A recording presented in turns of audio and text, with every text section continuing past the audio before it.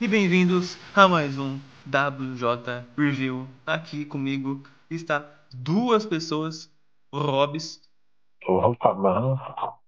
e o Talho. A Terra Prometida do Nunca, é isso. E hoje a gente vai falar de The Promised Neverland, Yakusoku no Nabarando, tá ligado? E é isso aí que a gente vai conversar hoje. E aí, bom, esse mangá aí que explodiu nos últimos anos aí, teve a Season 2 que foi um desastre completo. E a gente tá aí com o Talion pra ele contar pra gente o que é Neverland, caso você não saiba sobre a sinopse do mangá em si. Bom, apesar de eu achar difícil ninguém conhecer, porque se não conheceu pela primeira temporada, conheceu certamente pela polêmica da segunda. Basicamente, eles moram, uma série de crianças órfãos moram em Gracefield, onde eles possuem uma vida que aparentemente ela é incrível, ela é ótima, ela é aconchegante. E quem cuida dessas crianças é a Isabela, que ela é a mãe de todas elas, só ela cuida das crianças. Posteriormente a gente vai conhecer uma outra pessoa que vai ajudar a cuidar delas, chamada Irmã Crone. Mas por enquanto, inicialmente, só a Isabela faz esse papel. E nenhuma criança passa despercebida, elas são vigiadas 24 horas por dia, fazem testes completamente super complexos para crianças da idade dela. E todos os jovens ali são muito inteligentes e com inteligência acima da média. O objetivo desse local, Gracefield, é desenvolver o cérebro dessas crianças, né? Todas elas são adotadas aos 12 anos. No dia a dia, ou seja, elas saem do orfanato aos 12 anos. E o dia a dia delas, em geral, além de envolver essas atividades de testes, né, que envolvem o cérebro das crianças, elas também podem brincar ao ar livre para desenvolver a capacidade delas de se comunicar, porque isso também desenvolve o cérebro delas e faz elas aumentarem ainda mais a inteligência delas. Só que tem um detalhe, né?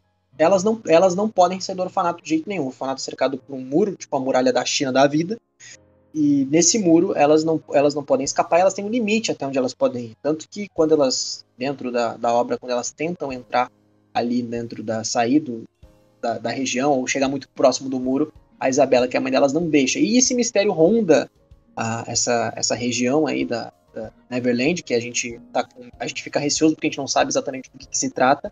Um dia os órfãos de maior pontuação, a Emma e o Norman, eles se aventuram pelo portão e descumprem as regras, né? E eles descobrem um negócio completamente angustiante e absurdo, e que o orfanato parecia perfeito, mas na verdade ele era um local onde ele era uma fazenda de crianças, onde uma entre várias fazendas onde as crianças eram criadas para servirem de alimento para os demônios dessa escola. Então, o objetivo era desenvolver o cérebro deles para que eles pudessem virar alimento. Eles são tratados literalmente como gado, dito essas palavras pelo próprio mangaka, né? E ali, a partir desse momento, eles precisam descobrir um jeito de se livrar desse destino deles, que foi determinado desde o momento em que eles entraram ali. A ilustradora de Neverland é Pozo Kademizu, né? É uma ilustradora, então, mulher no caso. Ela não fez nada de muito relevante que possa ser dito. Eu acho que talvez o mais conhecido seja DC3, mas eu não sei até que ponto alguém conhece esse tipo de obra dela. Eu particularmente nunca li. Mas, e o autor é Kaio Shirai, né? Kaio Shirai também não fez nada de muito importante até então. Ele lançou alguns one-shots, trabalhou com a Pozo Kademizu em DC3 também. Então ele já tinha uma colaboração de um tempo. Porém, vem aí com Neverland, que eu devo dizer que o primeiro arco, que é o que a gente vai falar agora, é o melhor arco. Acho que todo mundo aqui tem um consenso, concorda com isso. Sim. E a partir daí, que é o que justamente me chamou a atenção, né? Esse plot, esse mistério, esse drama, essa inteligência de tentar resolver as coisas, que chamou no geral. Então, o que vocês acham aí do primeiro arco de Neverland? Primeiro arco, cara, primeiro arco. Eu queria antes contar, se o Albert quiser também falar da experiência com Neverland, né? Foi porque eu acabei comprando o volume 1 e eu queria saber, tipo, meio que por fora o que era, que tinha um orfanato, que era algo muito... Me vendiam como se fosse o Death Note, só que com criança, entende? É algo assim que... O foda é sempre isso, quando tentam vender alguma coisa usando, tipo, não, o Death Note do amor, que falam que é Kaguya-sama, mas não é. Aí eu fiz eles com Neverland na época, tanto os fãs quanto o pessoal da minha volta que usava esse mangá também. E aí, quando eu tive o volume 1, eu cheguei a ler, eu li o volume 1, achei interessante, achei legal. O negócio de que a garota morreu no meio ali, eu já sabia porque é muito manjado, porque é uma história dark, mas na verdade tá fingindo ser, enfim, história de crianças fofinhas.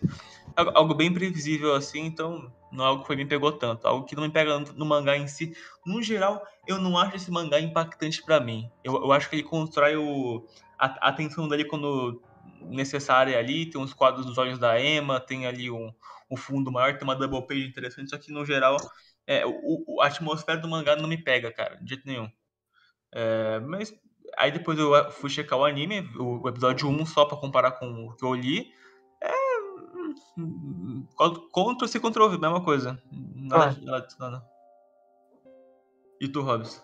A minha experiência, foi com anime, quando anunciaram. Eu falei, crianças, jogos mentais.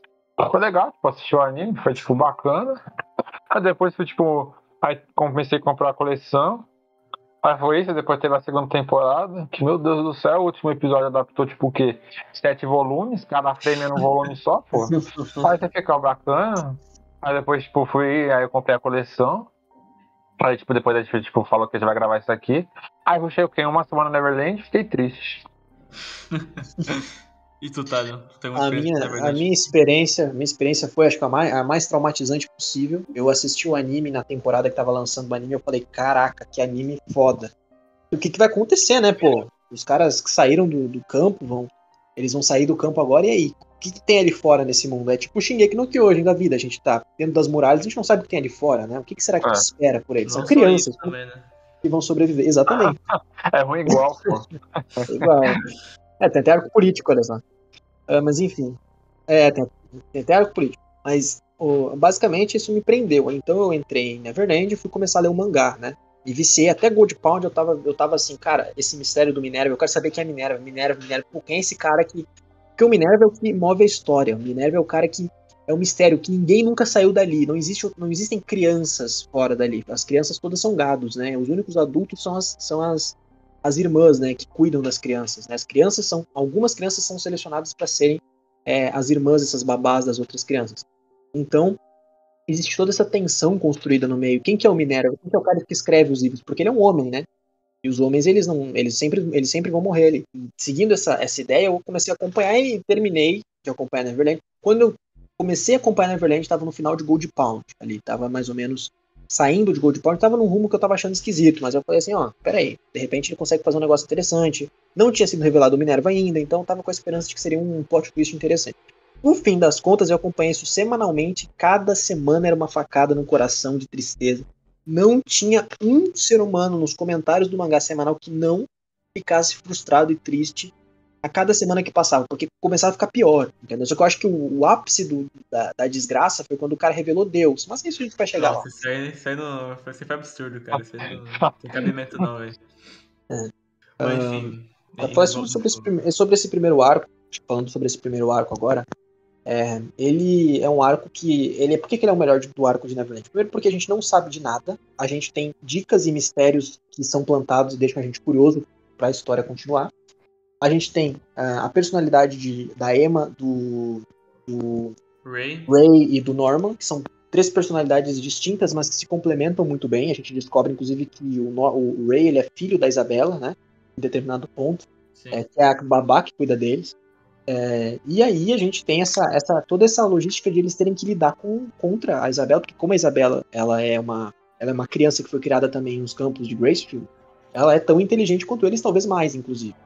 E aí, sem falar que ela tem habilidades de artes marciais, né? Coisas que as crianças não têm. Então, para eles sair daquela situação é muito difícil. Então a gente fica pensando como que as crianças vão conseguir sair dessa situação e vão conseguir ludibriar a Isabela para fugir. Depois a gente descobre que a Isabela deu uma facilitada e tal, porque no fim das contas ela era uma pessoa boa, mas calma que a gente vai chegar lá. Então, no fim das contas, esse primeiro arco ele traz todos os elementos possíveis para te prender na história. Ele joga a história e fala assim, tá curioso? Ficou curioso? Olha, pô, agora fica mais curioso ainda, porque essas crianças vão ter que se sobreviver nesse mundo lá fora, né? Imagina se essas crianças já têm dificuldade de sobreviver e dentro imagina lá fora. Então, bora. E a gente fica morrendo de pena das crianças que a gente se apegou ali, mesmo que um pouco fio, por exemplo, que é uma das crianças ali que tem destaque, que vão ficar no campo, porque eles não podem levar todo mundo junto. E aí eles levam só uma parcela das crianças, né? Então, chega a ser, assim, é muito angustiante de várias formas, te deixa curioso. Mesmo que tu não tenha gostado da primeira temporada, no mínimo curioso vai ficar. Isso leva a gente ao mangá, então. Esse é o primeiro arco, ele constrói toda a narrativa de Neverland, mas que, felizmente, né, não se mantém. Esse arco ele seta o mundo de uma forma que se abre tipo, de dentro pra fora, né? Como o próprio Stalin citou, o Shingeki. Só que o lance maior, a gente meio que olha pra Neverland e aprende que, além de você precisar setar o mundo de uma forma decente e você conseguir conduzir alguns mistérios e foreshadowings pro futuro e intrigar e fazer um pacing bom, porque é algo que esse arco inicial tem de bom, é o pacing, é conseguir manter a atenção, é conseguir revelar coisas e que você sabe que vai expandir. Opa, se no arco 1 a gente descobriu que o Ray é filho da Isabela, então as revelações vão ficar cada vez maiores, né? E de fato ficam. Ficou uma grande bosta, pra ser verdade. Porque, puta que pariu. Porque a gente. Cara, esse arco, ele finaliza de uma forma decente, até porque ele meio que tira o Norman da jogada e dá essa suposta consequência pra eles. Que é de fato, tá, vai ter só o Ray, a Emma e a tropinha, né? A galerinha que vai fugir junto com eles. Então o Norman ele vai pra um lugar desconhecido e ele fica do lado de canto. O que eu achei uma escolha até que decente, só que não foi bem. Não é algo que, tipo, a longo prazo deu certo. Tipo, quer dizer, a curto prazo deu certo. Porque, cara, a gente vê que, como é um trio, cada um fica. Igual o Tadeu citou. Eles são bem diferentes, porém se complementam. E nisso, o Norman, pra mim, ele é. Pra mim, não, ele é. Ele é o cara mais inteligente dos três. Ele é o que bolava estratégias. O plano final em si foi mais ideia dele, né? Uhum. Exato. E então, tipo, isso de queimar Gracefield e tudo mais, eles escaparem. E pra finalizar também, que eles acabam cortando um pedaço da orelha pra poder escapar de Gracefield. Enfim, constrói a tensão muito bem, porque você consegue. A presença da Isabela, ela vai de algo aconchegante no início, depois suspeito com o desenrolar do capítulo 1. Aí, depois dessa revelação, a posição dela se torna de medo. Algo que você teme. A Isabela chega, ó, tem que fazer tal coisa antes da Isabela chegar. Aí tem a tensão, tem o suspense. Que tipo, é como se fosse gato e rato, né? Você tem que comer o. E Neverland começou como um mangá de terror, na verdade, né? Ele comia muito dessa vertente, assim, do suspense barra terror. Depois virou um mangá de ação e política, assim. E um drama meio forçado ali. Mas isso tira, o que dava atenção, o que deixava a gente com medo não era necessariamente a Isabela, era o fato da gente ter uma figura demoníaca, desfigurada, completamente feia, que vivia num mundo que aparentemente era um mundo humano. A gente não sabia que mundo era aquele. Como assim existem demônios aí fora? O que tem a ver? Como é que tá funcionando? E cadê os outros humanos? A humanidade foi extinta? É. E assim, eu imagino que o Kaio Shirai conseguiu fazer esses primeiros capítulos de forma tão interessante, tão intrigante, porque ele tinha que fazer fazer com que a gente se prendesse na história. Mas a impressão que eu tenho é que o Kaio Shirai não definiu o que era a história. Eu sinto que ele só tinha a ideia, o conceito, e aí acima disso ele foi trabalhando conforme os capítulos foram passando. Acho que ele tinha um conceito de 1 ou 2 arcos no máximo, e depois disso ele foi tentando colocar elementos na história para prender a gente, porque ele ia ter que revelar os demônios de qualquer jeito. Imagina se o arco de Gold Pound, ao invés de ser um Battle Royale, por exemplo, fosse um arco de investigação e suspense. Seria um arco que combinaria muito mais com o tom da primeira temporada e que não destoaria. Eu gosto de Gold Pound, deixa claro. Mas ainda assim, ele começa a dar errado no final. Acaba que vira um Battle Shonen. A gente começa a não temer mais tanto os demônios, porque a gente vê os demônios como só os adversários dos protagonistas, não necessariamente como uma figura a ser temida, né? Onde as crianças não têm o que fazer contra eles. A gente não vê dessa forma. Isso é um grande problema. O foda disso é porque também, além de você ter essa construção inicial da Isabela como um demônio, algo eu sinto que se ele quisesse fazer alguma coisa assim, que pra mim é dividido em dois, porque pra mim mostrar, tipo, o mangá, botar em explícito um jantar de demônios, botar a Isabela falando com os demônios, eu não sei se isso realmente era uma boa escolha, porque como a gente tá tendo em vista só o grupo principal ali, os 3, e mais um ou outro ali em conjunto, pra mim, seria mais legal se a gente acompanhasse tudo apenas da parte deles. Porque assim, caso virasse multifocal, poderia tornar algumas coisas previsíveis, ou tipo assim, vai dar aquele fudeu, vai dar aquela sensação de que puta, vai dar merda sim, vai acontecer alguma coisa, mas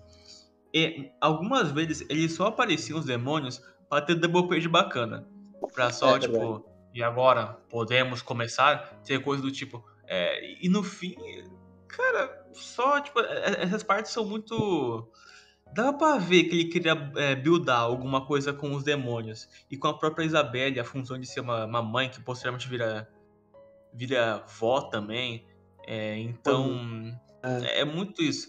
Mas, tipo, eu diria que esse início, no geral, é a parte mais consistente do mangá. E o pior é que ela deixa lacunas soltas de propósito para poder botar mistério a longo prazo. Então, é muito. Ok, é um mangá de mistério, então vamos deixar, tipo, pistas aqui, lacunas ali, e é é, justo. E depois escapa e tudo mais, e aí tem o resto. Só que o foda é o resto, né? O que tem lá de é. fora. Ele se perde dentro da própria proposta. Quando a gente está vendo, eu concordo com isso que o Matos falou, é importante salientar. Quando a gente acompanha, se a gente acompanha só pela ótica dos protagonistas, a gente consegue ter a visão que eles têm, a gente consegue ficar com medo, que é o que a primeira temporada faz. Ele dificilmente destoa desse ponto.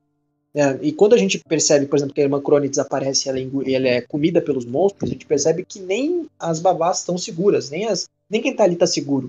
Então, é como se aquele local fosse um local protegido dos demônios. Como se a fazenda a ideia é justamente ver a fazenda que a gente via como uma prisão, a gente fica pensando, poxa, será que não é melhor ficar, será que não é mais seguro ficar na fazenda? Porque fora daqui é demônio, é lugares onde a gente não conhece.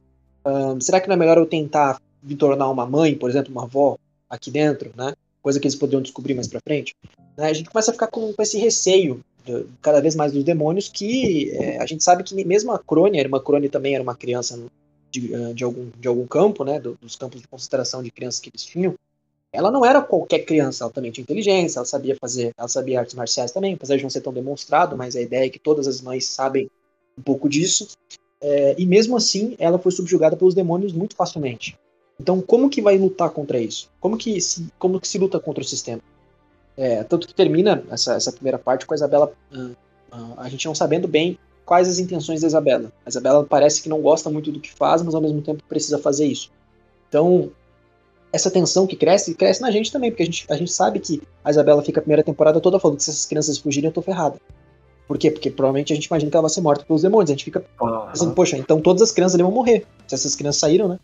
E não, no fim das contas não acontece isso. As crianças são poupadas pelos demônios, coisa que os demônios podiam usar pra tentar chamar eles de volta, inclusive. Mas Pois enfim, é. né? Não, esse primeiro arco aqui, tipo, lendo aqui, é intrigante, tipo, você não sabe o que vai acontecer, tipo, cada capítulo que você passa, você fala, caramba, o que vai acontecer com as crianças? Socorro, mas esse arco, primeiro arco, tipo, não é perfeito, tem uns problemas, tipo, aquela parte do Norman também, tipo, vendo o muro, sabe, a primeira vez que o Norman vai, tipo, o Norman, tipo, vai pular o muro, aquele fisicamente é impossível, pô. Ah, mas, porra. Mas tudo bem, nós ignora. E também a parte que eu acho o bullshit do caralho é o Ray, tipo, memórias desde bebê. Sabe quando ele era tipo um feto? Não. Me desculpa, mas eu acho um bullshit do caralho aquilo. Existe uma doença onde a pessoa lembra desde o nascimento dela as situações? Existe isso? Não, Mas existe. não um feto. Não um feto. É. Isso não existe. Assim, um feto não que eu tenha conhecimento científico sobre isso, né? Sei lá se alguém souber, mas não que eu conheça. Agora, de memórias desde bebê, sim. Agora, desde um feto é um negócio exagerado. Mas a gente até pode, beleza, né, não é um mundo, não é um mundo normal, eles não são crianças normais, eles já crescem com esse intuito de serem criados para serem alimento, então. E, inclusive, esse anime, esse mangá traz um questionamento que ele faz uma. Eu lembro que quando esse mangá estava lançando, tinha esse questionamento sobre um paralelo com o veganismo que esse mangá estava tendo, né? Com o fato de que era uma crítica social o fato de a gente fazer as mesmas coisas com as vacas, né? Com os animais, de prender eles e comer eles. É interessante ver que tipo de discussão traz nesse sentido depois sobre essa veganismo versus onivorismo, digamos assim, né? Que a gente tem. Vocês concordam com essa ideia de que é uma crítica Pô, esse mangá não é... No final, esse mangá não é nada. Não, esse mangá não é nada. Boa frase. Não, tipo, no começo ele tenta tipo, fazer uma crítica, mas no final não é nada, pô, é um mangá vazio. Agora vamos pra uma parte. Vamos pra desgraça, vai. Roda a intro aí.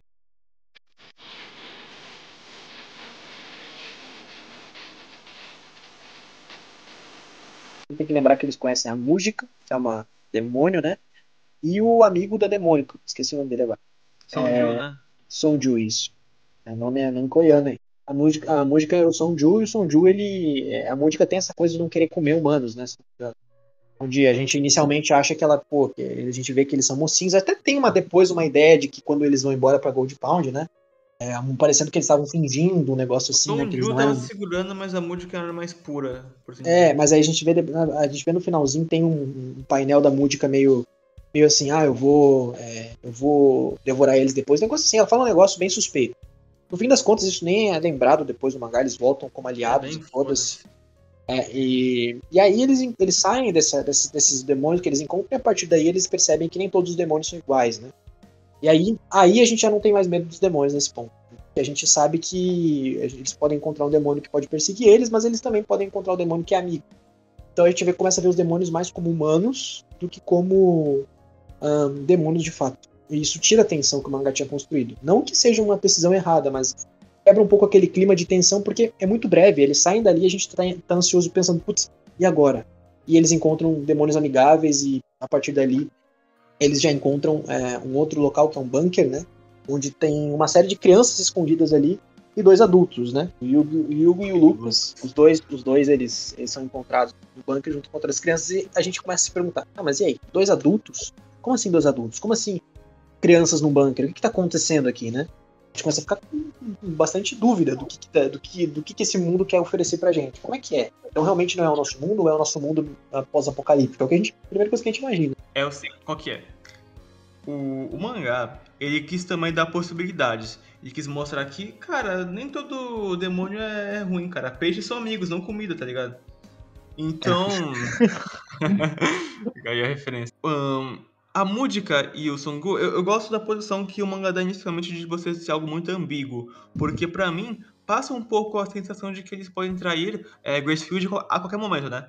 Trair a Emma, o Ray. Só que aí, pra mim, já começa um pouco os problemas. Porque você começa a pensar no como o Norman poderia ajudar numa situação dessas. Só que também esse é o ponto do autor, né? Porque ele quer tirar o Norman de cena pra ele poder desenrolar mais quem é menos... Não que é burro, mas a Emma e o Ray, sabe? Eles são um pouquinho menos que o Norman. Então, ter ali também eles tanto como liderança passional, tanto como uma liderança que possa guiar eles pra liberdade, pro futuro. As crianças que estão meio perdidas ali, né? E vale lembrar que a Emma é a cara de Neverland, ela é a protagonista. Então até então ela tinha sido menos desenvolvida do que. Não menos desenvolvida, mas ela tinha menos destaque do que o Norman e o Ray. Né? O Norman e o Ray são personagens muito mais chamativos do que a Emma no início, assim. Apesar de a Emma ser uma personagem interessante, ser um trio interessante, e como eu falei, eles se complementam, então no início ali é interessante ver a dinâmica dos três. O Kaio Shirai queria, pelo que eu entendi, ele queria tornar a Emma mais protagonista do que os outros dois, né? E não igualar a situação. Essa primeira parte, essa parte pré-Gold Pound ali, logo depois que tem esse lance dos demônios ali, da música, fale como quiser do Songu, temos ali uma parte que eu gosto bastante, mas assim, eu gosto, mas o que vem depois é o que foge, né? Que é o pré-Gold Pound, que é quando tem ali o Yugo aparecendo, né? Eles acabam vendo outro orfanato e descobrem lá que tem alguém vivendo lá, tem um vagabundo. E esse cara é o Yugo. E é lá que a Emma prova que também pode ser capaz de ter uma estratégia, ter uma inteligência. E a ajuda do Ray bolam que, cara, toda a teoria que eles montam, que ele vive bem por causa da água, ele não tem, assim, ele não tá realmente em boa forma, então tem coisa fresca, as frutas, o ambiente, o jeito relaxado que ele vive, enfim. E também o lance dela poder explodir quando ela quiser. Eu sei que pode ser um blefe isso, com certeza, mas é um modo dela conseguir ganhar na pressão ali. Então eu acho que acho que o momento mais legal da Emma, sozinha ali, em conjunto também, é nessa parte do Yugo. É nesse momento que ela tenta barganhar com ele e convence, porque ela é empática, ela é simpática também. Ela tem alguma desenvoltura ali pra conseguir convencer o Yugo. Se não for na razão, cara, vai na força. E essa seria a força, ela bombardear o local. O Yugo e o Lucas são os personagens que eu mais gostava de Neverland. Eles eram, assim, eles... É muito fácil gostar deles, porque eles cuidam das crianças, eles são a figura paterna das crianças, né? E dali a gente aprende a entender como o mundo dos adultos funciona, porque até então as crianças não tiveram uma figura adulta, eles tiveram uma mãe que fingia ser uma mãe para eles naquele ponto, né? Depois a gente descobre que na verdade ela não fingia tanto assim, mas enfim. E nesse ponto elas precisam de uma figura porque elas nunca conheceram um homem adulto, né? Elas precisam de uma figura que elas consigam enxergar uma esperança, e eles são essa esperança. Só que dentro desse arco existe um sacrifício deles no final do arco, né, que a gente vai falar mais pra frente, mas que é um sacrifício que quebra aquela ideia de que eles eram personagens interessantes. Porque o autor não quer matar criança, né? Ele quer evitar que essas coisas sejam vistas pelas pessoas, porque é um pouco pesado demais, porque é um shonen da Jump. Então, e aí ele pega e coloca os dois pra morrer. E não era necessário os dois morrerem ali. Mas os dois morrem juntos porque eles querem começaram juntos, tem que morrer juntos, né? Mas falando de Gold Pound ali, eles chegam nesse local de Gold Pound, eles atravessam uma floresta meio perigosa ali, que eles conseguem até driblar os demônios, porque eles têm mais experiência em combate, o Lucas do Yugo, né, do que as outras crianças, e por eles serem adultos, eles são mais fortes. E as crianças, todas elas já estão mais ou menos treinadas com o que elas deviam fazer. Aí o autor começa a introduzir muito personagem que ele não trabalha no futuro. Personagens, inclusive, que ele já não trabalhava direito o pessoal dentro do Gracefield, já era difícil. E aí ele vai introduzindo... Esse é um problema de Neverland muito grande. Ele vai introduzindo personagens a rodo e ele não vai conseguindo desenvolver. Às vezes aparece uma criança falando e a gente não lembra que criança que é essa. A gente não sabe que criança que é essa. Sendo que essa criança já apareceu lá atrás. Então, eu entendo que ele quer fazer uma junção de crianças, mas ele não consegue trabalhar um núcleo que não seja os três principais e a menininha lá e o outro menininho lá. Né? Os dois principais, a Guilda e o outro. E seguindo essa linha de raciocínio, o Gold Pound ele é um local de Battle Royale, ele é um lugar onde os demônios caçam as suas presas, porque não bastasse eles comerem as crianças, né? Os demônios eles querem caçar elas porque é divertido, né? Aí, fazendo um paralelo à tourada, né? Tô brincando. E a gente descobre desse ponto que os demônios eles ficam mais inteligentes conforme eles consomem os humanos, e que se eles pararem de comer carne humana, eles vão regredindo, né, a forma mais bestial deles, digamos assim. Quanto mais humanos essa pessoa consome, mais inteligente esse demônio, mais forte ele fica. Então aí começa aquela discussão moral, né? Será que os demônios comem por uma necessidade de sobrevivência, não porque são maus, mas aí você tem esse campo de concentração onde os demônios matam por prazer, eles correm atrás das crianças por prazer. Né? E cada vez mais vai ficando mais e mais difícil da gente conseguir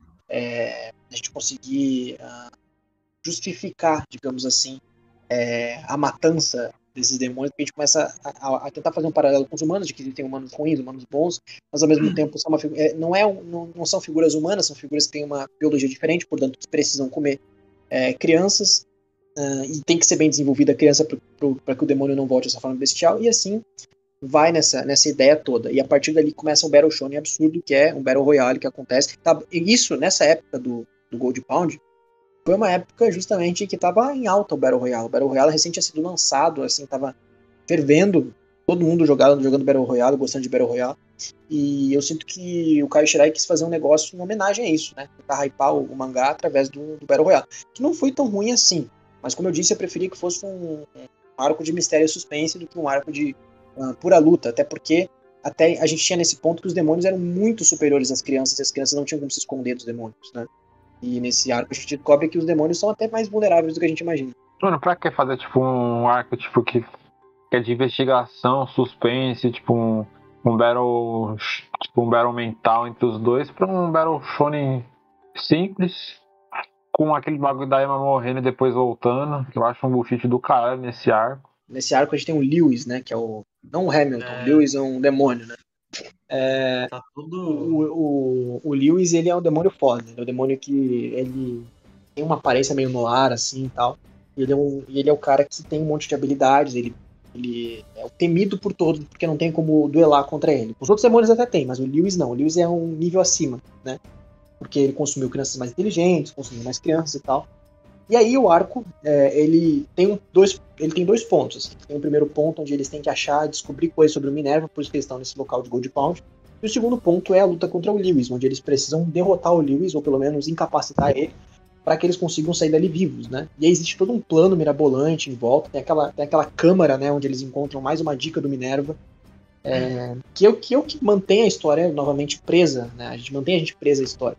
Cara, Gold Pound é aquela coisa pra mim que o pré-Gold Pound aí, o início, onde tem o setting lá numa cidade em que uma música toca, tem humanos ali e os demônios chegam, pegam e vão embora.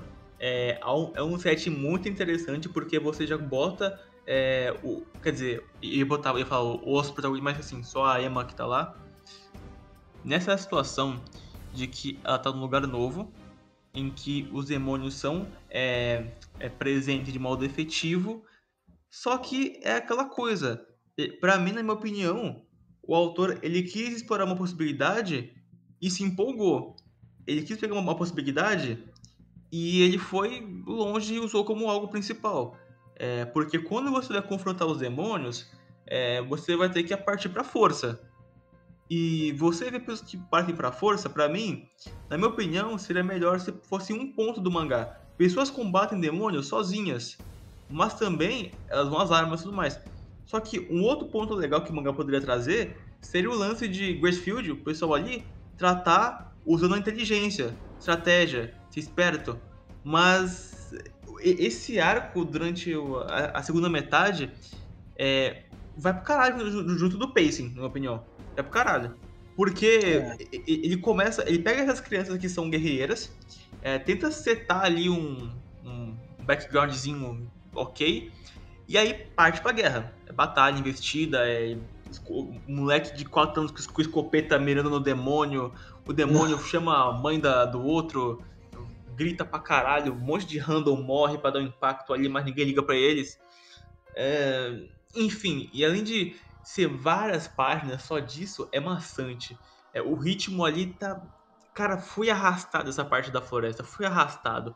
E ainda por cima, quando a gente poderia ter uma participação da Emma, efetivamente ali, se fosse ter esse conflito de você ser efetivo com essas armas, você ser efetivo com a força e também com a inteligência, a Emma nesse arco na segunda metade não faz nada. Ela fica parada esperando ela e o Lewis. Seguinte, se eles não voltar em 10 minutos, mano, pode me comer, relaxa, pode confiar. E ela lá espera e 5, 4, 3, 2, 1. Emma, olha pra cima. Hugo e Irei derrotam a porra do Lewis ali.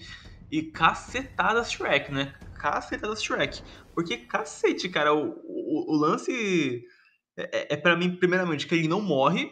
A gente descobre isso depois que ele não morre, isso aí ele não morreu. E também que foi muito. Cara, pra mim dessa parte da floresta em diante que o mangá ele tá. Pra mim, o autor ele se empolgou um pouco com essa ideia de você montar um Battle Royale. De você Muito. montar. Mano, vamos nas armas, mano. Revolução. E, tipo, um grupo armado que poderia ser uma ideia do mangá, pra manter ali e tudo mais, vira uma base. Pra eles enfrentarem os demônios, eles têm que ir às armas. E isso é algo obrigatório, tem que meter a bala mesmo e acabou, porra, entendeu? Porque Entendi. eles se juntam ali ao grupo principal também e juntam uma força, uma aliança. O Yugo também reencontra o Luca, defendendo que estava vivo. Tem um flashback legal. Os mistérios, eles começam a ser menos flexíveis. Os mistérios, eles começam a não ser alguma coisa que direciona a história. Mas, assim, a gente tem muita coisa pendente ainda sobre o mundo. Mas, cara, é que você começa a esquecer algumas coisas que no começo eram fundamentais, né? Pra você montar o mundo ali, ter uma história. Você ter várias fazendas, por exemplo, dá um plot para vários outros arcos, por exemplo, mas eles procuram seguir uma forma muito linear e algo que o próprio autor, ele meio que assume no último volume. Porque a gente vê uma notinha dele, para quem leu a versão a versão dos volumes, fala que ele achou arriscado fazer um plot driving, focar no plot, ao invés de fazer um character driving, focar nos personagens em si, tipo, a situação deles e tal. Porque quando você faz um plot driving, você tem que seguir uma linha linear pra caralho. E Neverland é isso, é plot, é uma lore. Tanto que eu odeio a lore do Neverland, eu acho boba pra caralho. Tipo, tem nada a ver com o que o bagulho quer fazer. Enfim, Gold Pond no fim é o início do fim, né? Quer dizer, é o início do caos. Neverland, tipo, era adolescentezinho, tipo, bacaninha até aí. E a Emma era, tipo, dava pra aguentar a Emma. A Emma não era, tipo... Ela é chata, mas tipo, aquele protagonista, tipo, genérico de shonen. Chata eu não achava tanto, porque ela tava muito prova. Não, tipo, até agora, beleza. Tipo, meio que pra mim era irrelevante a Emma. Mas depois disso daí, meu Deus. A personalidade dela muda. Ela quer abraçar Deus e o mundo, cara. Puta que pariu. Nossa, ela quer falar, vamos salvar os demônios aí, por favor? Ou vamos salvar... Não, vai tomar no cu, cara. Não, isso aí é mais pra frente também, cara. Antes ela tá numa posição de entender a vingança e querer Porra, escapar. de entender, cara, meu Deus, o demônio tá matando todo mundo, cara. Não, aqui, tipo, ser humano, fala aqui, ó, ser humano é um ser egoísta. Fala a real, ser egoísta. Você quer salvar o demônio no final, mano, fio o dedo no cu, mano, desculpa. Mas é justo, cara. Não, mas é justo, cara, vamos imaginar. Isso tudo porque ela conheceu a música e sabe que nem todos são assim. Então, por exemplo, Hobbs, é a mesma coisa de eu chegar e, cara, eu fico lá amigão do Ben Affleck. Puta, mano, Ben Affleck, tu é um mito do caralho, velho. Tu é meu melhor amigo. Aí eu vou lá e mato todos os caras que moram na América, tá ligado? É basicamente essa lógica. Não, é incoerente, sabe? Eu vejo. Mas eu vejo, tipo, que o Miami é muito positiva, cara. O mundo tá acabando, pô. Mas ela tem que ser a luz, cara. Ela tem que ser a luz da esperança dos jovens, caralho. Que esperança, pô, de esperança, mano. É que eu não sei se eu não tava, tipo, já queria que todo mundo morresse aí no mangá, sabe? Tipo, falei, pô, menina positiva do caralho. É que sabe o que fode? É que quando ela encontra Deus lá, o Rin, né? O ele fala que tem um meio deles saírem de lá. E ela se agarra a esse meio. Então ela segue o que o Rin meio que o que ele fala pra ela. Então ela tenta seguir esses passos pra ter o menos sacrifício possível, entende? E aí, se eu não me engano, o Rin fala pra ela os passos pra ela seguir o que ela tem que fazer, mais ou menos, né? Que daí ela diz que ela faz um acordo que fica, a gente não sabe o que é até o final, com o Rin. E aí ele ajuda ela, né? Então ela sabe coisas que a gente não sabe e que não é dito pra gente. Então a gente tende a achar que os passos dela é a melhor escolha, porque ela conversou com Deus, então tem que ser a melhor escolha.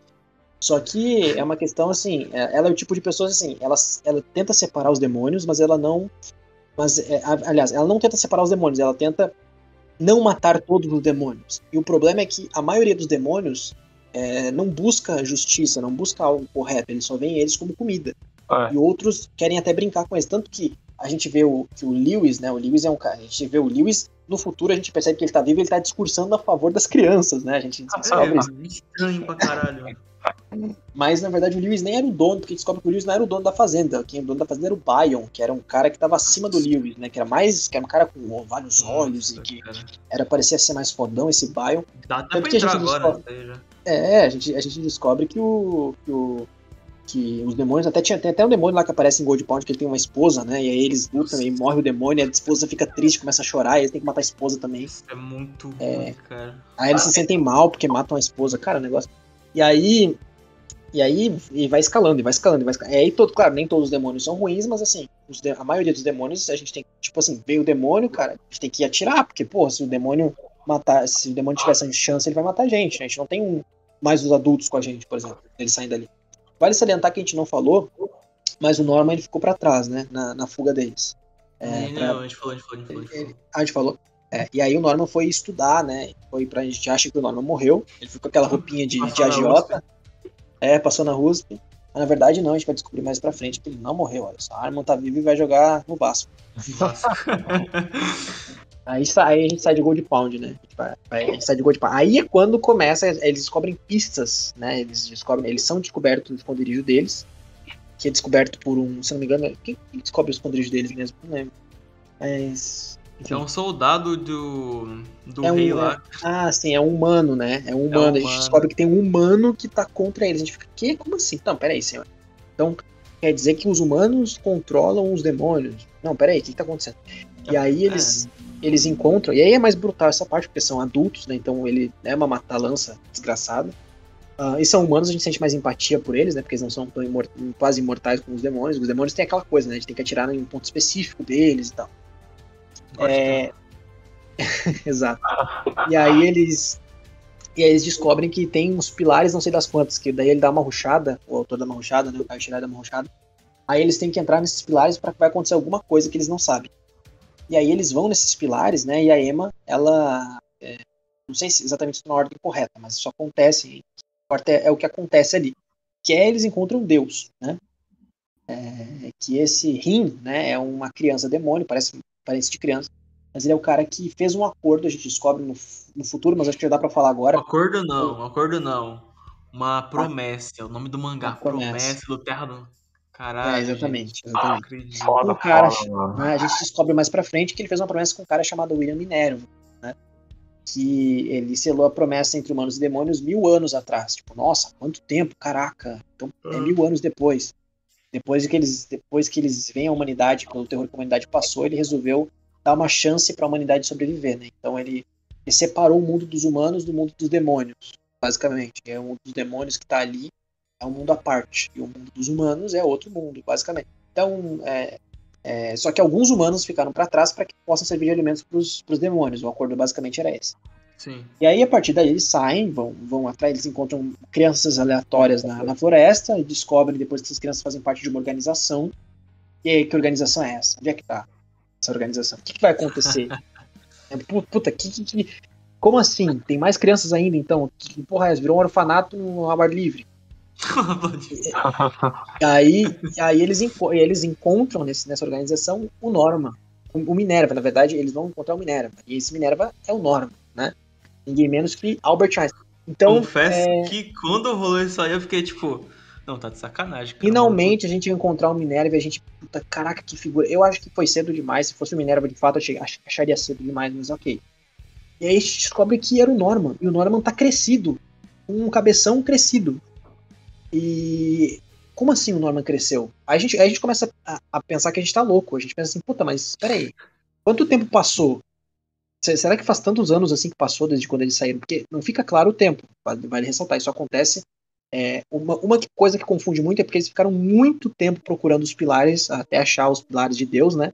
E esse time skip ali não é mostrado. Não é mostrado pra gente quanto tempo passou. A gente só sabe que passou algum tempo. E a gente tá confuso, a gente não sabe que idade que eles têm, porque não dá pra perceber pelo mangá o quanto eles cresceram. E no fim das contas, o Norman tá vivo. E aí? A Emma, ela não desconfia, ela vai lá e abraça o Norman, nossa, é o Norman, meu Deus, Norman, não sei o quê. O Ray fica meio desconfiado do Norman e tal, acha esquisito, né? Ray, te amo, obrigado por ser o único personagem que parece um ser humano nessa história. E aí a gente descobre que ele tá com uma gangue, né? Aquela gangue deles, né? Que é o Adam. O Adam, ele é o Norman, só que ele, assim, o Norman foi feito de experimento para outros bonecos, né? Para outros humanos. E o Adam é uma desses clones do Norman, digamos assim. Só que mais forte e tal, maior. Tanto que quando ele apareceu, eu achei que era um bait do autor pra ele pensar, não, será que é o Norman? Jogou ali a bomba, porque ele repetia o número do Norman. E sinceramente, se fosse assim, eu acho que seria algo interessante, mais trágico, né? Porque a gente veria alguém querido, alguém inteligente que virou alguém que não pensa direito, que não consegue verbalizar o que tá sentindo, o que tá pensando, fazer alguma coisa processual. Exato. Aí nisso a gente descobre, né, que o Norman, ele na verdade, ele tinha os amigos dele que eram Vincent e tal, era o Zazi, que era o que usava uma máscara de caixa de papelão, né, na cabeça, tem a Mônica, o nome dela é Bárbara, nossa, Bárbara, Bárbara. A Bárbara estava junto com eles, então a gente tinha esses caras que pareciam mais velhos do que o normal, né? E a gente descobre que o Norman, na verdade, ele passou por um treinamento lá dos coisas até ele ser consumido, porque ele tinha muito potencial, ele era muito inteligente. Então, o Norman serviria de alimento, se não me engano, para a rainha, né? Já que as melhores crianças eram servidas de alimento para a rainha, que é a rainha Alegra Valima. Negócio assim. Rainha, cara, puta que Que é a rainha dos pariu. demônios, né? É a rainha do mundo Isekai dele. Então, a rainha dos demônios o Norman serviria de alimento para ela, se eu não estou enganado. Aí o Norman consegue bolar um plano, porque ele é inteligente, né? Os detalhes vocês leem o mangá que vocês vão saber. Nossa, filha da puta, né? Mas eu quero dizer isso de que. Não, Quero dizer sim, no sentido sim. de que, tipo assim, não dá pra explicar todos os detalhes aqui. E aí Claro, o claro. Norman consegue escapar com essa gente e o Norman começa a destruir os campos de concentração, onde eles têm que matar algumas crianças, né? Para que essas crianças possam sobreviver. Pra tirar o sofrimento dessas crianças. Porque elas ficavam em redomas, tipo Matrix, assim. Elas ficavam em redomas, meio que inertes, e aí ele tinha que fazer com que essas crianças elas parassem o sofrimento delas e eles destruíam esses campos de concentração. Eles foram ficando mais conhecidos, por alguma razão ninguém conseguia pegar essas crianças, eles eram muito foda. E mesmo que assim, que eles fossem os poucos humanos, porque tinha até humano adulto treinado do exército que tava indo atrás deles e demônios super humanos assim, que estavam indo atrás deles. E mesmo assim eles conseguiram escapar. E aí, mas beleza, são super inteligentes, tá certo? E aí, eles saíram dali, conseguiram escapar, montaram um orfanato com as crianças, resgataram as crianças que eles resgataram desses orfanatos que eles conseguiram levar junto com eles lá. E o Norman, ele tá com um semblante diferente. A gente não sabe por que ele tá com... A gente pensa, será que ele virou vilão? Será que ele vai querer matar a Emma? Será que ele vai querer matar ali? No fim das contas é o oposto, né? O Norman, na verdade, ele quer gadar a Emma muito. Só que ele não quer dizer pra Emma que o plano dele é matar todos os demônios, né? Então, o Norman, ele gosta, na verdade, dos amigos dele. Só que ele gosta mais da Emma. Então, a Emma é a única que pode parar o Norman, porque o Norman tá com essa ideia. Na minha opinião, isso foi tipo um good ending de Shingeki, por assim dizer, porque o Norman veio com uma ideia meio Greg, né, cara? Tipo, porra, querer exterminar todos os demônios, cara, tipo, O Norman queria virar o tudo. Eren, mano. Ele queria ver o Eren, tipo, tá muito loucão. E, tipo, quando a Emma foi tentar dialogar com os 4, que eram os guardiões do seguidores de Minerva, eles também odiaram a ideia, tipo, não, como assim, tá triste por quê, caralho? Tu vai matar ele, porra, e aí? É isso aí, não tem escolha não. Os caras queriam matar, queriam mandar o dedo no gatilho. Aí o Norman estava com companhias ruins, né? Essas companhias começavam a se tornar um pé no saco. A Bárbara é insuportável, nossa senhora. Eu acho a Bárbara insuportável do Eu acho, Neverland. no geral, todos tão irrelevantes que no fim são esquecíveis. Eles só lembram do Não, cara os de outros cabeça. eu acho. O Zez eu gosto porque ele não fala. Foda-se. Ele só é foda, ele não fala. O Vincent, ele é legalzinho, mas tem aquela cena do Vincent, eu acho que quando ele morre, se não me engano, ele morre, né? Dele falando assim, puta, no fim eu entendo você, Norman, eu apoio o seu plano e tal. No fim das contas, a Bárbara é a que demora mais pra aceitar esse plano dele, porque afinal de contas o Norman prometeu uma coisa. Tudo poderia ter sido resolvido com uma conversa, com uma coisa lógica, mas existe um drama muito foda de eles tentar ver se o Norman não tá traindo eles. Entre eles começam a brigar. Daí começa um arco todo. Em vez de desenvolver a história, eles fazem um conflito interno. Ele tenta fazer um conflito interno, que é onde o Norman está sendo investigado pelos próprios amigos, pelo Ray, né? Porque o Ray tá suspeitando do Norman. Ao mesmo tempo que o Norman investiga os demônios, ao mesmo tempo que o Norman é investigado pelos amigos dele que ele resgatou, porque os amigos dele que ele resgatou estão suspeitando que o Norman quer trair eles e o plano deles. E eles falam, não, mas o Norman não faria isso. Porque ele nos salvou, então se ele salvou a gente, ele não vai contra o nosso plano. E aí começa, aí a Emma é vista como culpada, aí eles começam a ficar puto com a Emma. Tem até uma cena que eles tentam matar a Emma, um negócio assim, né? Ameaçar a Emma. Tem um lance bizarro. Enfim, né? Aí a Emma, não, Norman, não mate eles, não me mate. Aí não mate os demônios, ela quer a paz mundial. A Emma é o Gandhi do mundo de Promised Neverland, né? E aí acontece esse amontoado de coisa dentro de Neverland. E aí finalmente começa um arco político, onde a gente começa a entender que existe uma política por trás dos demônios, né? A gente descobre que do lado de fora das muralhas, quer dizer, de Gracefield, a gente tem líderes, diplomatas demônio. Que tem a seção que são 4 líderes, tem o cara que é o Bayon atual. Enfim, cara, eu odeio também muito a escolha que o autor e a própria ilustradora têm com o mangá nessa parte, que é eles quererem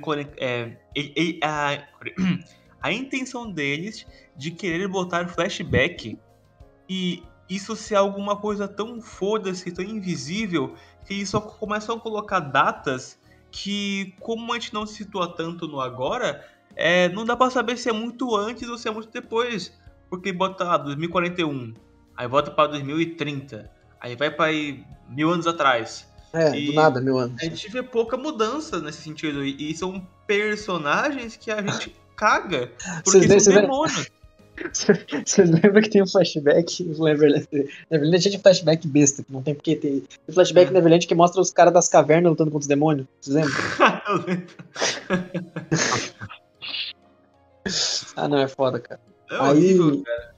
Sendo que se o mangá se situa em 2050, o mangá, que data que é situado? Não lembro. 2040. Agora. 2040, 1000 anos atrás. Puta que pariu, 1040 depois de Cristo. Os caras já usavam terno, já tinham lâmpada. Que porra é essa, cara? Enfim, não é o nosso mundo, vamos aceitar. E detalhe, quando eles vão pro mundo humano no final lá, não é nem um pouco tecnológico, né? Mas enfim. Mais ou menos, né? Tem um cara chegando de jatinho, porra, no coisas. Porra, jatinho. Tipo, mas instantâneo, né? Ele chegou lá no... Exato. Aí começa o arco político, o arco super político de Neverland, onde existe uma tentativa disso, só que a rainha, ela é uma ditadora, não, mas porque o Norman, eu quero o Norman, porque o Norman, ele é o... Se vocês acharem ele, me tragam. Eu quero essa... Aí um outro grupo, que é o grupo do Ray, se eu não me engano, ele vai pra Gracefield, porque eles querem libertar o Phil e as outras crianças que eles prometeram, né, libertar. Ele quer voltar lá pra Gracefield e o Ray vai finalmente enfrentar a mãe dele, né? E depois eles vão se encontrar, se eu não me engano, em Gracefield. Um negócio assim. Isso aí. E aí depois de acontecer esse monte de coisa, a gente tem as lutas, né, dos demônios, porque eles tentam entrar disfarçados inicialmente, mas não dá certo. Caralho, essa parte é insuportável, porque você começa a colocar vários demônios e tentar buildar uma lore chata e que não tem nada a ver com o que Neverland era no começo, ou que tentava... Porque, cara, muitos momentos eu lia, passava assim, eu parava. Mano, o mangá não era isso no começo, cara. O mangá não era pra ser isso, cara. Dá pra sentir tão forte. Não era. Esse conflito político é tão bobo. É tão... o cara quer botar mais camada onde não tem. Quer render VT com papel de jornal, cara. É um bagulho sem condições, cara. Sem condições. E... deixando claro também que na reta... Não, daqui a pouco a gente fala disso aqui da reta final, porque é absurdo de absurdo. A gente vê que a Emma quer parar o Norman de fazer o plano do genocídio, e aí quando o Norman faz uma chacina desgracenta no corredor, ela só abre a porta e fala assim: meu Deus, Norman?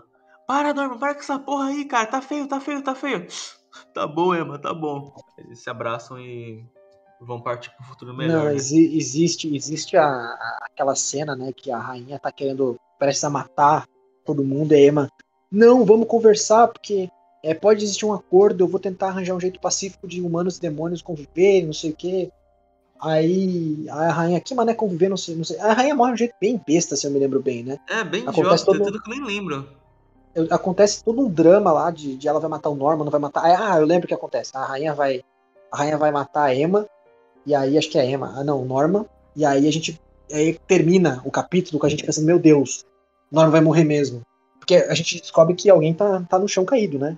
E na verdade era o Vincent, se eu não me engano, que se atravessa na frente. Ele se jogou a rainha na frente. E aí o Vincent morre nas mãos do Norman, que a gente dá 0 fodas pro Vincent. Mas enfim, né? Pelo menos ele tem um pouco ele é um pouco trabalhado. Não sei se alguém gosta do Vincent, acredito que ele não tenha, né? O fandom do Vincent que faz fancam. Desculpa aí aos 0,5 fãs do Vincent, mas realmente não poderia dar uma foda a mais, né? E aí, todos trabalhando em conjunto, eles conseguem matar o demônio. No fim das contas, eles resolvem um conflito entre eles ali mesmo, no meio da luta, né? Porque, se não me engano, no fim das contas, a Emma não quer matar, mas aí o Norman quer matar, mas aí a Emma diz pro Norman parar, ela abraça o Norman pro Norman voltar. Tem uma hora que eles podem escapar, mas o Norman volta, porque ele quer matar a rainha, não é o suficiente sair vivo. E aí tem aquela confusão toda de arma pra lá, arma pra cá, e a rainha fica cada vez mais forte, e a rainha mostra a forma final dela, né? A gente sabe que ela mostra a forma de verdade dela. Se não me engano, ela come outro demônio e fica mais forte, um negócio assim. Que mangá é esse, cara? E aí vira uma zona, vira um circo, né? Já Aí putaria como mesmo. Não, aí vira um circo. Aí, no fim das contas, ele consegue matar a bendita da rainha, só que ainda não acabou, né? Ainda não acabou, eles ainda são caçados pelos outros demônios e principalmente pelo cara principal, né? O vilão principal. E aí o Peter Hatter, ele é o cara que quer, assim, ele é o cara que quer manter essa ordem, né? Manter a ordem dos demônios. E se não me engano, ele tem mais uma pretensão, né? Que é abrir o portal para o mundo dos humanos e poder dominar o mundo dos humanos, um negócio assim, né? Sim. Ele quer ser o ditador da parada toda. Só que daí ele tava planejando já trair a rainha, né? E tem esse conflito político, né? Ele tava planejando trair a rainha, só que as crianças pouparam o trabalho dele de fazer isso. Então ele vai atrás das crianças, porque ele é super inteligente também, porque ele é muito foda, né? Ele é imortal, né? E ele vai atrás da galera lá. E aí tem aquele arco, né, de Gold Pound 2, o retorno a Gold Pound, onde eles se encontram e aí começa humano versus humano, meta sobre meta. E aí cada um vai lutando entre si, e aí tem aquela putaria toda de ter uns demônios lá fora querendo invadir, só que tá Gold Pound é difícil de invadir porque é tudo fechado, né? E aí ali dentro tá o Peter Hatter, ele pega de refém a Isabela e mais outras crianças. Aí a gente tem a parte de muito conflito, tem o flashback do Peter Hatter, tem a Emma tentando fazer o Peter Hatter ficar do bem, né? A gente tem essa parte. Se não me engano, ele fica do bem no final, né? Não, ele não fica, ele sucumbe à loucura e se mata mesmo. Ele sucumbe à loucura. Ele finge que ficou do bem, né? Aí ele sucumbe à loucura e se mata, exatamente. Se mata. Né? Pelo menos ele, o único. Achei justo. Aí a Isabela faz o sacrifício dela, finalmente, para as crianças. Detalhe, ela não precisava morrer nesse ponto. Ela podia ficar viva, que daria para dar. Foi ridículo. Já tinha acontecido tanta coisa sem sentido que se a Isabela fica viva era a coisa que mais tinha sentido naquele ponto ali. Não, a morte dela nessa parte foi patética. Não, quando eu tava lendo, eu falei, não é possível. Eu também, eu já sabia que ela ia morrer, só que eu falei assim, de repente ela vai morrer de um jeito mais orgânico, né, talvez. Não, vai morrer de qualquer... Mano, dizem no finzinho do conflito, tá? A Múdica virou presidente lá, fodona. O galera tá indo preso, tá, Petrobras. Geral tá de boa, quietinho lá e tudo mais. Aí, gente, finalmente vão pra cá. Pum, o demônio fala assim, vou comer vocês. Finca 2 dedos na costa da Isabela, matam o demônio ali e tal, derrotam ele. Depois, meu Deus, Isabela, meu Deus, não morra, mamãe, amamos você. O demônio não aparece do nada, né? Sim. E aí ela fala que ama o Ray e é, de fato, o único momento que dá pra lembrar dele no mangá inteiro, né? Que engraçado. O Ray, vale lembrar que o Ray perdeu o destaque depois do Gold Pound. O Gold Pound já tá mais apagado depois do Gold Pound. Quem é Ray? Depois do Gold Pound, ele... Porque acontece um conflito muito chato em Neverland, que é assim, a Emma e o Norman como principal, o autor quer desenvolver o romance deles a todo custo. E é um romance muito esquisito de se desenvolver, é um romance muito, muito, muito chato de acompanhar, porque não é uma coisa que desenvolve aos poucos, é um romance extremamente forçado, assim, a Emma não gostava do Norman, né, a princípio, assim. E ela viu o Norman como um puta amigo dela. E o Norman sempre amou a Emma, tanto que não acontece romance entre eles. E aí, o Ray, ele é o cara que ele sabe o que tá acontecendo de errado, ele desconfia do que tá acontecendo, ele sabe o que tem que ser feito, o que é melhor a ser feito, ele fala, mas ninguém dá uma foda pro Ray. O Ray ele aceita. Não é incisivo, cara. E o Ray aceita. Tipo, por que o Ray aceita? Porque se ele acaba botando o pau na mesa, como ele deveria acontecer, como aconteceu na primeira temporada, né? O Ray vai roubar o protagonismo da Emma. E aí, como é que a gente vai fazer? A lógica, o sentido mais lógico para se seguir seria pela lógica do Ray. O autor sabia o sentido lógico, mas ele quis ir pelo sentido emocional, que era da Emma. Ok, se ele trabalhasse bem o sentido da Emma, o sentido emocional da Emma, e provasse pra gente que faz sentido o sentido emocional dela, beleza, mas não, ele só trabalhou o sentido emocional da Emma porque puramente não é protagonista, não por uma questão de roteiro, de que ele queria trabalhar melhor a história, semiótica, sei lá. Não. Simplesmente porque a desculpa de tudo era que ela conversou com Deus, então eles tinham um trato lá. E a gente não sabe que trato é esse, então ela provavelmente o que ela tá fazendo é certo. Entendeu? Game drop do mangá, cara. Não, vamos fazer um Yakusoku, não. Vamos fazer um... Eu sou o Promise, na verdade. E aí... o Martins falou também importante, né? A música começou a discursar pros demônios, então ela ganhou os demônios na base da paz, né? Falando pros demônios, nem todos os humanos, nós criamos os humanos desse jeito. Os humanos é a Greta Thunberg do A Neverland. Greta Thunberg. Vou pra caralho. E aí ela começou a discursar e tal, e os demônios começaram a. Tipo, política mesmo, literalmente arco político de demônio. É literalmente a política. E aí o Lewis ficou amigo dela, ajudou eles, o Lewis não luta mais depois, se não me engano, ele só aparece ali como um amigo. E aí, eles finalmente saem de Gold Pound 2, eu não lembro se tem mais um arco depois, antes do último. Não, acaba. Acaba, né? Digam aí pra todo mundo qual que era o acordo, né, entre a Emma e Deus, né? Gente, me manda de volta pro mundo humano aí. Só que tem que ter uma condição, né? Então faz geral. Não. Vai ter que me dar esse cu aí. Não vamos. Não, vai tomar seu cu, tá? Não, o trato basicamente é porque a Emma fala assim pra Deus: olha, eu quero voltar pra Terra com os humanos, né? Com os órfãos, com todo mundo lá e tudo mais. Mas tem que ter uma condição, né? Qual que vai ser? Eu vou perder as memórias. Ela sorri, trato feito. E essa é a nova promessa. Me responda por que o demônio aceitaria esse acordo. Qual que é o benefício dele com isso? Não tem benefício algum, cara. Eles voltam, qualquer coisa é só reencontrar, recuperar as memórias ali, reconta tudo. Foda-se. Eu juro que eu não lembro se existe um benefício de Deus conseguir. Porque o benefício de Deus no acordo do Minerva, beleza, eles iam manter. Os humanos iam ficar mais seguros, mas iam se manter os demônios se alimentando de humanos. Então fazia sentido, era um acordo justo. Sim. Agora, eu não lembro o acordo da Emma ser justo, não lembro um acordo que faça sentido da Emma. Posso estar esquecendo de algum detalhe aqui, mas se vocês me elucidem, mas eu acho que não existe, acho que era só ela perder as memórias mesmo. Deu. Acho que era só isso. Porque o portal não podia ser aberto, podia ser aberto por Deus, né? E no final é aquela coisa, né? Porque as crianças estão lá.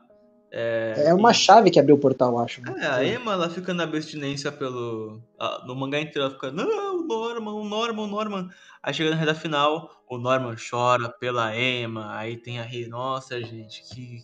basicamente, quando os humanos voltam, a Emma tá num lugar diferente. E esse lugar é nada mais, nada menos que... É o Polo Norte, aquele lugar que ela vai, cara, é um lugar tão fodido. É o Polo Norte, não me engano, é o Polo Norte. Ela fica na casa do Papai Noel, né? Por um tempinho. Ela não sabe quem que ela é, e passam meses, anos. Enfim, eles ficam mais de 2 anos procurando pela Emma. E então, no meio da feira, eles encontram a Emma, se abraçam, família, e fim, o mangá acaba. E eu fico com aquela cara de cu. A Emma não lembra deles totalmente, né? Ela não lembra. Ela só abraça eles porque acontece aquela coisa assim de pelo menos a Emma agora está feliz com uma família que faz ela feliz, então nós vamos deixar ela por aqui. Feliz. E aí começa. E aí deveria ser um momento que a gente se arrepia e fala, nossa, caraca, olha isso, ela tá feliz e mesmo assim os amigos dela, mesmo nas sombras, protegem ela, sabe? A Emma sorri e fala assim, essa de fato é minha The Promised Neverland. Acaba o mangá. Não, é uma sacanagem. Enfim, né? Tipo, falando agora um pouco né, agora salientando tudo que esse ponto aqui, é um mangá que é um estudo. Na minha opinião, é um estudo, porque você sabe que alimentar ideias boas no início não necessariamente segura que vai ser bom no futuro, né? Porque, cara, o começo tinha muitas ideias boas, mistérios ali que dava pra fazer alguma coisa legal pra dar uma ponte. Só que no fim, o mangá morre junto do Yugo e junto de qualquer coerência que ele tenha depois. Porque ele. Cara, ele se perde no ponto e se empolga muito na questão de você querer. Enfim, tem as armas, tem a Revolução Armada, tem. Eles matam, pipocam os demônios com a K-47? Pipocam. Ok, mas isso tem mais de uma vez. Tem até o fim da porra do mangá. E depois tem política. E aí eles começam a meter que tem os líderes que um substitui o outro. Enfim, eles metem uma Soul Society dos demônios ali, né? E fica escroto porque é muita coisa inútil. Você fica lendo aquelas coisas que eles salientam e colocam um background ali e botam curiosidade que fulano não gosta de ciclano do demônio. Enfim, um puta Avenida Brasil Gourmet, né? Se eu for falar assim.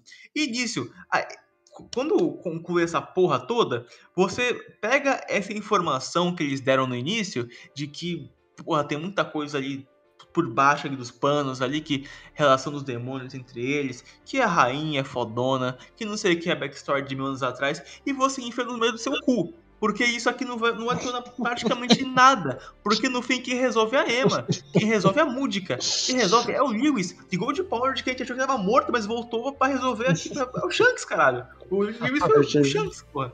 E, enfim. O Neverland, ele brinca com ele não justifica as coisas que ele, tipo, acontece porque tem que acontecer. Ponto. Assim, ele quer chegar a um ponto, ele chega a esse ponto, e se ele tiver que passar por cima de coerência, roteirização, personagem, ele vai fazendo. Tanto que ele mata uma série de personagens secundários que ele dá um pequeno destaque ali. Sabe? Acho que a única coisa mínima que a gente sente pena são porque são crianças, mas assim, mesmo assim é muito vazio. E o mangá, tipo, ele... Cara, não é, tipo... Tu não tem que ser o Isayama pra tentar fazer... Tipo, fuder quando chega o time skip, porque quando vai expandir é uma merda, né? Porque o time skip de Shin aqui é horrível também, mas também é uma história... Lembrando que eu tô comparando porque são histórias que começam de um ponto e vão se abrindo, mistérios, etc, foreshadow. Só que o Neverland, ele tem uma conclusão pros mistérios, ele tem uma resposta, ele tem é isso aqui. Só que esse aqui é um lixo. Só que esse aqui é algo que você começa a constrói sendo algo, mas quando dá a chavinha, não, o Minerva é o cara de fato que é o fodão, que sabe das coisas. Tira o capuz, quanto tempo, Emma? Nossa, gente, o Minerva na verdade era o Norman? Como assim, boy? Porra, E, tipo, também. É claro que não era, tipo, era outros caras aí contando as histórias, era gravado e tudo mais. Porque o cara quer salientar, gente, é gravado, não é ele, tá bom? E. Cara, 1000 anos atrás. 1000 anos atrás, tudo mais. E nisso continua. E esse mangá, ele persiste num erro cansado, porque como você fosse definir esse mangá, é um mangá cansado. É um mangá que, sabe quando você vai correr uma maratona inteira no teu quarteirão e tá suspirando, tá ofegante? É basicamente você pegar essa parte que tá ofegante e andar até a padaria. Você vai assim, cansando, assim, cambaleando, e você vai lá porque tem que ir. E é porque é mesmo, né? Como diria o Cid indo preso, né? O dublador. E, porra, tu tem... É isso, cara. O mangá, no fim, é muito incoerente. O pacing é horroroso. Depois de Gold Pond já tava estranho já na metade, porque tava muito arrastado as lutas. Mas depois disso, ele se pega um detalhe muito inútil e segura e leva pra casa do caralho. Principalmente a parte do arco final ali com os demônios que eu comentei antes, que enfia no cu as informações. Ali também é um saco. Tu passa as páginas com informação inútil na cabeça. É um plano do Norman sem jirico, não tem ideia de jirico, burro pra cacete, e que a Emma quer resolver de forma pacífica. Que o que é coerente pra personagem pra mim, porque de fato, porque o bagulho dela era com a liberdade, era em conseguir fugir. E como eu salientei no começo do podcast, a Emma, ela tem aliança ali com a Múdica e não quer que o povo dela se foda, porque ela tem fé. É isso, o ponto é isso. A Emma tem fé, no geral, e nisso aí também da fé dela, é que ela tem fé de que existem mais pessoas como a Múdica. Existem demônios que não precisam exatamente dessa punição toda que fazem. Então, é mais um juízo de valor e ser justo. Ser justo porque, cara, dá pra gente sair daqui nessa. O contrato, quem quebrou foi eles. Eles que resolvam. A esquematização é estrutural. O líder dessa porra não é um demônio, é um humano. Então já pega os negócios ali, cara. Tipo, se o cara que tá no topo é um humano, então alguma porra deu errado ali, tá ligado? Entende? Então, é isso, cara. O mangá não sabe o que é no início. O início, cara, pra mim, tipo, fecha ali no orfanato. E aí eles pulam e falam assim, nossa aventura só está começando. Fim, acaba o mangá ali, pra minha opinião. E também assim, a Emma é coerente com a Emma Fé. O problema é que, como é escrito, e isso é para todos os personagens, a forma que é escrito, ela não é interessante. Assim, a Ninguém Emma, é, a Emma, cara. A a true Emma é essa, ninguém é, cara, em Neverland. ninguém entra, exatamente. E a Emma, a Emma não, né? Porque assim, isso é um artifício que o roteiro usa pra dar destaque pra Emma, mas é pra ela emburrece os personagens à volta dela, não por culpa da Emma necessariamente, mas por culpa do roteirista.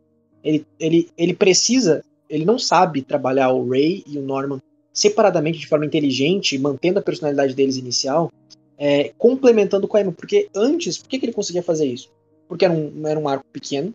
Segundo, porque eram só os três, basicamente.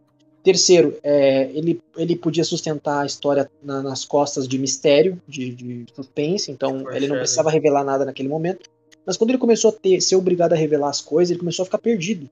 Porque ele tinha que dar um jeito de revelar tudo isso, e eu acho que ele não tinha ideia de como que ele ia fazer. Eu acho que ele foi pensando e foi escrevendo, foi pensando e foi escrevendo. E aí chegou um ponto em que a gente pegou esse ódio e direcionou para Emma, porque o autor ele não conseguia mais se sustentar em nada. Assim. O Norman, que era um personagem super interessante no começo, se tornou um porre depois, um cara que só queria vingança e era um completo gado da Emma, aí um trocadilho com o fato de eles serem gados.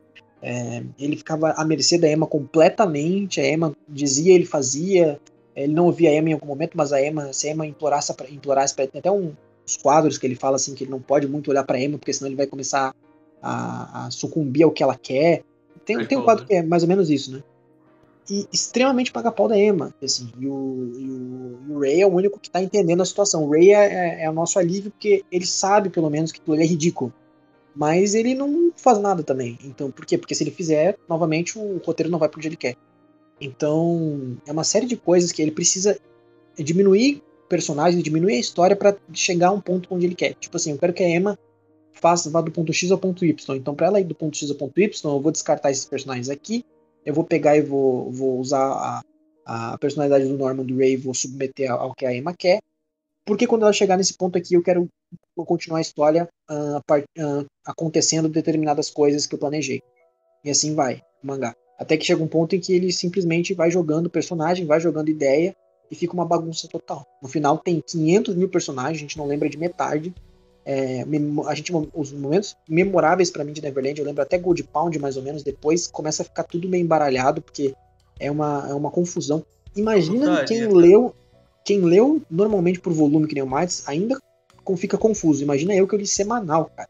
Era um absurdo, porque não sabia, ficava assim, peraí, então quer dizer que esse livro era escrito pelo Norman desde o início? Aí depois, mais pra frente, é revelado que na verdade não, na verdade era o Minerva vivia 1000 anos atrás. Aí tem 5, 6 caras da família do Minerva que tinham um discurso político, porque daí tem flashback, tem toda uma discussão sobre o fato de ele ser uma família, o Peter não querer, Peter Hatley não querer contato com o mesmo contato, porque o Peter Hatley era bonzinho, né? Mas aí chegou um ponto em que ele começou a invejar o Minerva, um negócio assim, eles começaram a se separar. E aí tem toda essa coisa de ser passada de geração em geração para que as crianças vejam um dia o que o Minerva falou e possam desvendar esse mistério e, enfim. Isso vai acontecendo de forma muito embaralhada, muito esquisita. E aí chega um ponto onde a gente não sabe mais o que está acontecendo, a gente não sabe mais qual que é a prioridade, onde é que eles querem ir, onde é que está cada coisa. A impressão que eu tenho é que o autor ia continuar com o arco do político dali pra frente. Aí ele lembrou assim, puta, verdade, né? Eu tenho que resgatar aquelas crianças lá em Gold Pound. Puta merda, o que eu faço agora? Aí ele deve ter pensado assim, puta, o Fio, cara, aquela criança que eu falei que ia trabalhar. Ah, nossa, que merda. Eu vou pegar o Ray e vou colocar ele pra um grupo lá pra Gold Pound, aí depois eu dou um jeito. Todo mundo se encontra em Gold Pound. Aí eu acho que enquanto ele tava fazendo o arco que ele já tinha planejado lá político, né, que ele deve ter planejado um volume antes, ele começou a pensar no que ele ia fazer depois que chegasse em Gold Pound. Aí ele pensou tão bem que ele chegou a matar a Isabela de qualquer jeito. Manteve, porque não teve nada nesse arco, né? Foi só conflito atrás de conflito e 2 mortes desnecessárias que não precisavam acontecer. E porque tinha que impactar, né? Porque alguma coisa tinha que acontecer nesse mangá. E aí acontece de forma mais inorgânica possível. Então, não é falar mal por falar mal, mas é porque realmente é muito, muito, muito, muito, muito confuso, muito escrito muito de, assim, é muito mal escrito o sentido, do jeito que ele faz, e é muito confuso, tem muita informação, daqui a pouco começa nomezinhos, porque daí tem classificação de demônio. Isso é E muito aí inútil também. a gente nem lembra da classificação que o demônio tem, porque daí tem o demônio inteligente, mas tem o demônio que é mais inteligente. Aí tem aquele que é mais inteligente também. ainda. Aí tem aquele demônio burro, tem o demônio bestial. E aí ele vai metendo coisinhas que não são relevantes pra história, ele nem sequer trabalha. São só detalhes irrelevantes, porque a gente não vai usar isso na história. E aí, enfim, sem falar daquela quantidade de criança absurda que aparece o tempo todo e a gente não sabe quem é quem mais. Né? E não bastasse, o anime conseguiu a proeza de ser pior do que os arcos posteriores à segunda temporada. É impressionante. Então, vale salientar aí que Neverland precisa, assim, se vai ler Neverland, precisa de um filtro do tipo assim, cara, eu tenho que aceitar que isso aqui vai ficar esquisito uma hora e eu vou ler do mesmo jeito. Porque, olha, haja coragem, porque se ler semanalmente foi uma tortura. Geralzão, Neverland é um potencial desperdiçado. Pô, mano, uma história tão legal, tipo, primeiro arco interessantíssimo. Tipo, pensando o que tem, tipo, a gente tá preso aqui, o que tem fora dos muros, pô? Parecia, tipo, é igual Shingeki, pô. É engana trouxa nessas obras. É engana trouxa. Não, tipo, tenta fazer um plot twist. Tipo, mano, aqui na Neverland tem a mesma coisa, problema com o Shingeki. Tenta fazer, tipo, mistérios, mas, tipo, quando chega os mistérios, o autor simplesmente caga na história, pô. Caga. O cara tá com a faca e o queijo na mão, enfia a faca no cu e joga o queijo no lixo. O Neverland é o potencial desperdiçado. Dava pra ver que ele não tinha muita noção do que ele ia fazer. Tanto que ele meteu Deus do nada ali. Né? Não tinha nem dica disso. Ele precisou criar um Deus pra poder resolver o problema dele. Porque literalmente não tinha. A lore de Neverland é um dos bagulhos mais interessantes que eu já li. Puta merda, cara. Tipo, se tu bancar alguma mensagem, tu espera punchline o tempo inteiro. Tu espera, ok, e aí?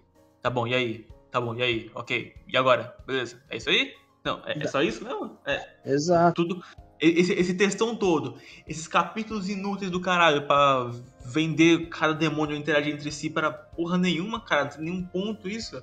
E de novo, tudo isso com aquele pacing desgraçado, arrastado, triste.